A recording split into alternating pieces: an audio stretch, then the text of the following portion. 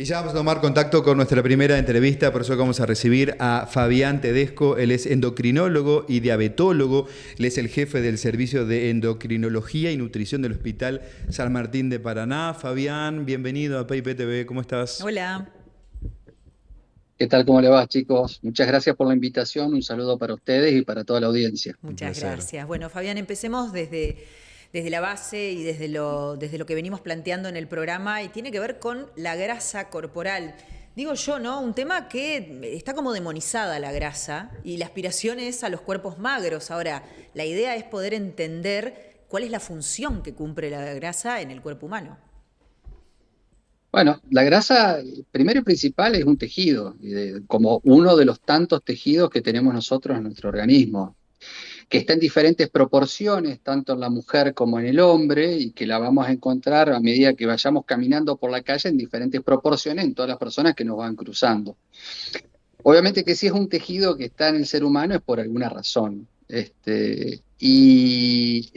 Esta tendencia que hay a lo magro, que es un poco la pregunta que me están haciendo, es una tendencia que ha surgido en poco tiempo. Y si hablamos en términos de humanidad, imagínense que esto es extremadamente muy poco tiempo. Serían muy pocos segundos en el tiempo de la humanidad. Esto del cuerpo totalmente magro, inclusive desde el punto de vista médico, no sería una situación normal, saludable, porque como todo tejido, tiene un porqué de estar en nuestro organismo y obviamente que hay una proporción que es saludable. Esto es como cuando nosotros hablamos de dieta o de la nutrición, en realidad, con nuestros pacientes, tanto el exceso como la falta, en este caso, de tejido graso en el organismo, es contraproducente y puede generar enfermedades. Así que, primero y principal, hay que tener en cuenta que por algo está, ¿no es cierto? Y es importante que tenga una proporción. El exceso de disminución de este tejido va a generar inconvenientes. ¿Y cuál es esa proporción saludable? Justo tomé la virome para anotar porque me llamó, ¿hay una proporción ¿Te saludable llamó la de grasa? atención? Exacto, exacto. Nosotros necesitamos de grasas en el organismo. Primero para entender un poco más técnico, pero tenemos diferentes tipos de grasa. No son iguales todas las grasas que tiene el ser humano y ni siquiera son eh, constantes en el tiempo. Por ejemplo, a grosso modo tenemos tres tipos de grasa, lo que se llamaría la grasa parda, que es una grasa que está mucho en mayor proporción en los chicos, sobre todo recién nacidos y en los niños, y a medida que se va avanzando, disminuye esta proporción en el cuerpo, pero es un tejido graso que está más vinculado a la generación de calor, a lo térmico. Después está la grasa blanca, que es por ahí la que más problemas nos trae, dependiendo en qué parte de nuestro organismo se localice. Y después, en el último tiempo, también se habló de una grasa beige, que tiene también, es mucho más parecida a la primera que le nombré. O sea, hay diferentes tipos de grasa. Eh, y lo que te decía, hay una proporción que es saludable y hay diferentes rangos de esa proporción dependiendo de si estamos hablando de una mujer o de un varón. La mujer tiene mayor masa grasa que el hombre y eso es normal. ¿Eh? Más o menos vos tenés que tener en cuenta que el hombre sería normal que tenga entre un 10 y un 22% y la mujer entre un 18 y un 28%. ¿Un hombre adulto, Esto no es perdón? hombre adulto. Hombre Sí, adulto. estoy hablando de hombre adulto, que es lo que yo hago. Pero en una persona adulta, esa sería la proporción de masa grasa. Por debajo de ciertos niveles, por debajo del 5, 6, 7% en el hombre, esto es muy común de verlo en los físicos culturistas, por ejemplo, para poner un ejemplo bien concreto. Sería contraproducente y traería problemas de salud. Y en la mujer, por debajo de 10%, sería también contraproducente y podría traer problemas de salud. Es un tejido necesario. Hace décadas atrás, uno cuando hablaba de la grasa, la teníamos como una cosa que era como una cobija que teníamos encima, Ujú. o un problema estético si aumentaba demasiado. Se desconocía mucho sobre lo que generaba la grasa en el organismo del ser humano. A medida que fue pasando el tiempo y obviamente la ciencia va avanzando, vos te encontrás que es un tejido extremadamente importante en nuestro organismo, que no solamente da calor o puede ser estéticamente molesto para algunos, sino que aparte genera incontables cantidades de hormonas, es un órgano que tiene muchísima importancia en la causa de muchísimas enfermedades y también tiene otras funciones protectivas para evitar otro tipo de enfermedades. Así que ha cobrado relevancia en los últimos años. Lo que pasa es que es verdad que debido a la propaganda que inclusive la generamos nosotros en el tejido graso, en el cuerpo, bueno, es como que suena como mala palabra. Cuando tengo Claro. mucha grasa, estoy muy gordo, aumenté mucho de peso, tengo un índice de masa corporal muy grande, bueno, eso genera muchas cosas. Entonces, el problema mayor que uno ve es el exceso. Vemos muy poco vemos la falta de masa grasa corporal en las personas que nos visitan en un consultorio. Ujú. ¿Y cuáles son las enfermedades que puede generar la falta de grasa?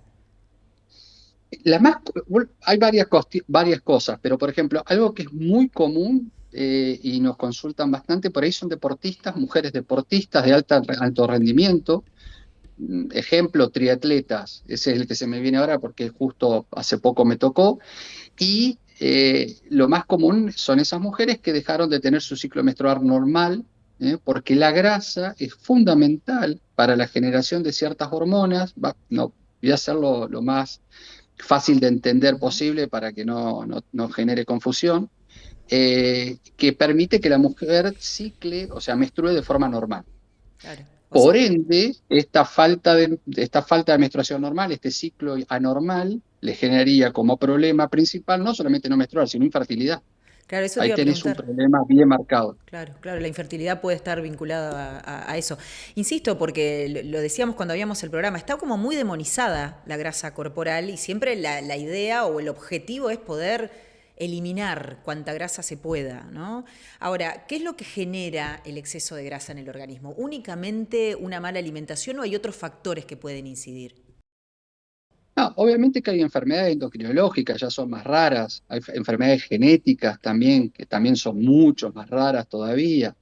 Eh, pero en este momento nosotros lo que estamos sufriendo a nivel mundial, a ver, hago un paréntesis para que ustedes entiendan por qué para nosotros siempre, por qué nosotros siempre desde nuestra especialidad y desde otras muchas especialidades hablamos del exceso de grasa. En la última encuesta de factores de riesgo que se hizo en la Argentina 2019 teníamos alrededor de un 62% de sobrepeso y obesidad en la población argentina. En el 2005, cuando se hizo la primera encuesta, no llegábamos al 50%. Y hoy día, entre obesidad y sobrepeso en la Argentina, tenemos casi el 73% de la población Es un Muchísimo, adulta. montón. es mucho.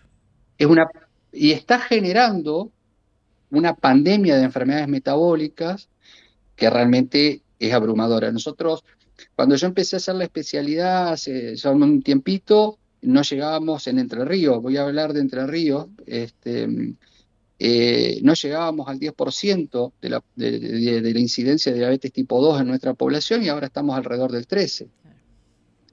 Entonces, esto genera no solamente un problema desde el punto de vista de salud, obviamente que es enorme, sino ya es cuestión de ponernos a pensar desde el punto de vista económico.